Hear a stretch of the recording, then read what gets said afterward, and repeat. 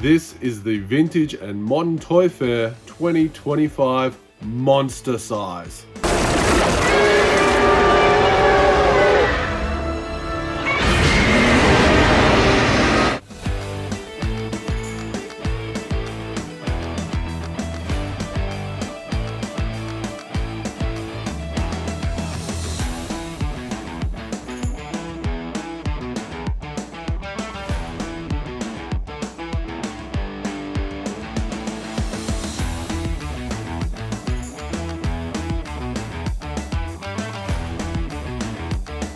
Guys, we are heading back to Melbourne.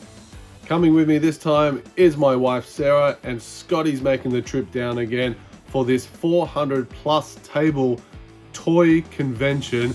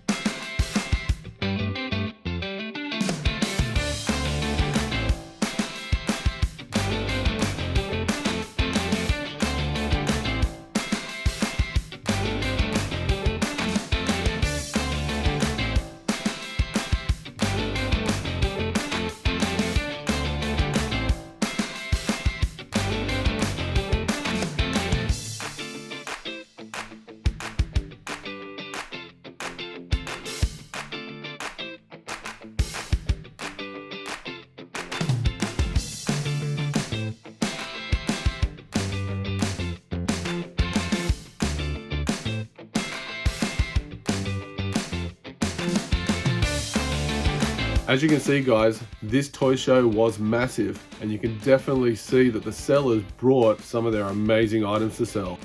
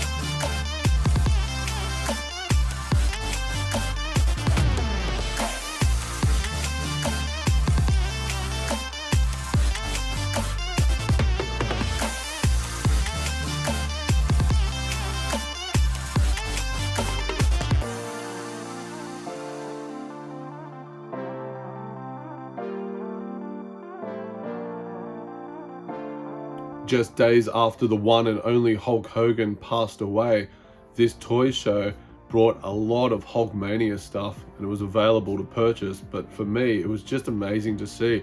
I grew up enjoying Hulk from his more classic movies than his WrestleMania times, but it was just good to see some of this really cool old nostalgic Hulk stuff at the convention.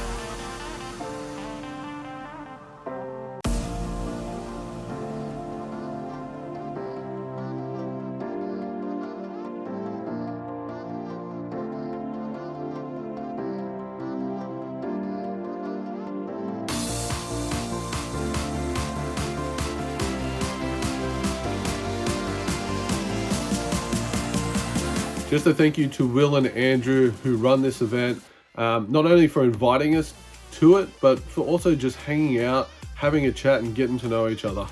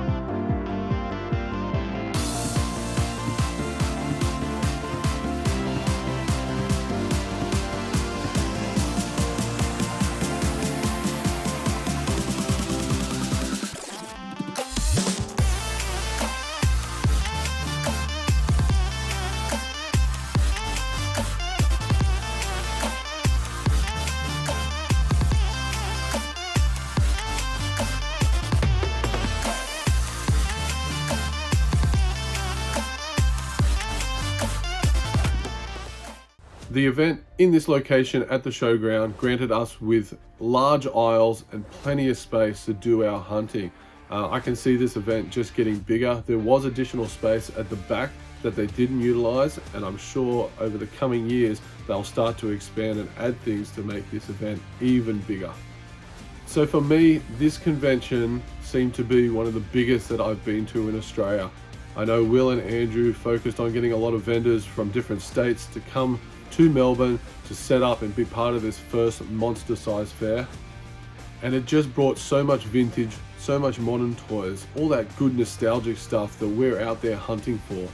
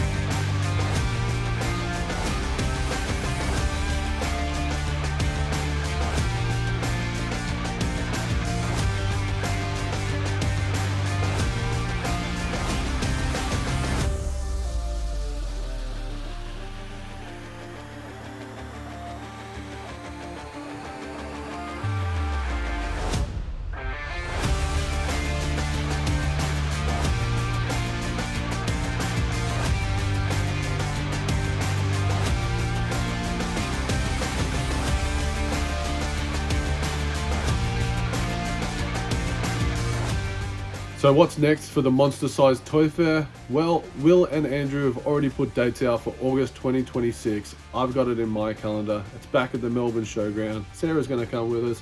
I'm sure Scotty, a few others might be joining us. Can't wait to get down there again and just get hunting, find some of that cool stuff for our collections. One of the cool things I like about these conventions is actually running into people who love doing what we do, and Simple Simon was there. I've met up with him a couple of times now in Melbourne. He has his own YouTube channel. Go check it out. I'll leave the link in the description. He captures a whole lot of these toy conventions in Melbourne, plus a whole lot of other things. Really cool content. So guys, I took my time. I scoured through all the tables, picked up a few items on the first round, went back, did it all over again, and started just finding little things to add in the collection. Nothing crazy, but I was very happy with my small haul that I got. My first pickup for the day was a Teenage Mutant Ninja Turtle vintage 1991 figure tattoo, and I got one of his weapons with it. And you're probably thinking, well, that's not a very interesting first pickup of the day, but what made this exciting was what it came with. I have this figure, I have all of its weapons, but if you know Tattoo, his whole gimmick is about having tattoos. And what they did was they gave you a little sticker sheet which allowed you to stick the tattoos in all different locations on him. So when you find these out in the wild, you'll usually find them with a few tattoos here and there. Only way to get this guy complete, for me, I thought, was to buy one on a card, rip it off, have it open, and have those stickers. But what I found was this guy was selling the little sticker sheet. So he had it in a little Ziploc bag there. I saw it sitting on a table, scooped it up straight away, and just went, yes. So really, I bought this figure for this little sticker sheet, just to complete this figure 100%, and I was super happy with this straight off the bat. Staying with my beloved turtles, and 1997's The Next Mutation line is a line that I always try to find a figure for, and I found Splinter. I have to admit, this figure has terrible pre-pose. and it doesn't give you much articulation to do anything with. But I'm going for this little small line. Getting a little bit tougher to find these days, but I did find a very nice loose splinter to add to the collection. The next Lucy I find is a Masters of the Universe, a Motu figure, my mate Gwildor. I always loved this character in the movie. Didn't know what his purpose was back then when I watched it, but this was 1986 Gwildor in a really nice condition. He doesn't have his weapon, it's just the figure alone, but I got him for like 20 bucks, so I was pretty happy to just pop him in my bag. Start of the day, let's get some figures in our bag. So we head past this table that's got this little glass cabinet, and inside there's a whole lot of Mighty Max pieces and monsters in my pocket. So I was actually lucky enough to scoop up 2 more monsters in my pocket, and I was pumped for these. The seller, he was a legend. He said anything in there you can have for half price, and I thought that was really cool. And so made me get the 2 that I had, and I scoured that box looking for the last monster in my pocket that I needed to finish the whole series 1. Couldn't find it. So 1 to go. I will find him. 2025 is my monsters in my pocket year. We will get him. But look how nice these are. These are beautiful. At that same table the monsters in my pocket are at, Sarah taps me on the shoulder and goes, "Do you want this?" And I just went, "Oh, yes please." And it was a little Visionaries book. Now, I've never seen any Visionaries book, but if you look on the back, you can actually see there's a whole bunch of coloring books, supersized coloring book that was made, even in the storybook. So there is another storybook along with this book, and there's also a sticker adventure book. Now, I'm always checking eBay for Visionary stuff, and I've never seen any of this. So big shout out to my wife for noticing that and picking it up. And it was 15 bucks. Easy. No barter, no nothing. Just pop it in my bag. How cool is that? As I'm walking around the convention, I start noticing all these tubs of Playmates Star Trek figures from the 90s. And the price tag on every one of them, 10 bucks each. So I have a dig through. I only find one. So I find this Vina Orion character from the original Star Trek TV series. Now, I've been trying to collect the Star Trek figures on card because they are cheap. They're only $10 when you find them, but it's getting tricky to find one that I need. So this was a really cool one. Really like what Playmates have done with this character. So let's switch from Star Trek over to Star Wars, and I said to myself, I'm not going to Melbourne to buy heaps of Star Wars like I did last time.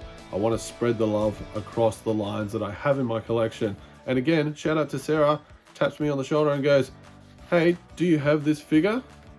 And I was like, "No." And the price tag was only $10 again. So pretty cool score. And she goes, "Well, if you've got that one, do you want this one?" And I was like, "Thank you." So I got the Vintage Collection TVC 100 and 101. You got Starkiller and Shay Vizsla. Both figures I didn't have in my collection. I was pretty pumped to get Starkiller. If you know him from the video game The Force Unleashed back in the late 90s. He's cool to have a figure of now. So again, massive pickup for my collection, found by my wife for $10. I picked up one more Star Wars figure. This one I found myself, and it's a bootleg Star Wars Episode 1 figure. So this thing couldn't get any more bootleg than what it is. Look at it. It's got the official Star Wars Episode 1 card back with a picture of Queen Amidala. They come with a Comtech reader chip that you would have got with every figure. This just has nothing. You just don't get anything. The figure is Darth Maul, so not Queen Amidala, and just the paint apps. Look at the paint apps on this. Instead of the red and black head that you would get with a normal Darth Maul figure, they just painted his whole head red. The green in the middle, I don't know what that signifies, and the sculpt of the actual figure itself is just blocky. It's just one piece of plastic that they just molded. The arms don't sit right, and look at that beautiful lightsaber. Instead of just, you know, the red blades with a lightsaber, we'll just paint the whole thing. Just paint the whole thing. You flip it over, and you've got all the information that you would have got with the original normal Queen Amidala figure, and all the figures that you can get. So yeah, pretty cool. It is a little bit smaller than a normal figure, but I thought, you know what, I just have to get that. And when I asked the seller how much, he just said you can have it, mate. Enjoy. So thank you very much.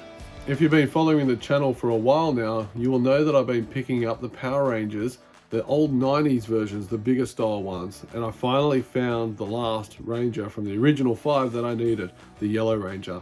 Now, all my Rangers are in pretty bad shape, and I decided what I'm going to do is I'm going to give these Rangers to my little one, because we're actually watching the original Power Rangers now from the start, and he's having a great time watching it.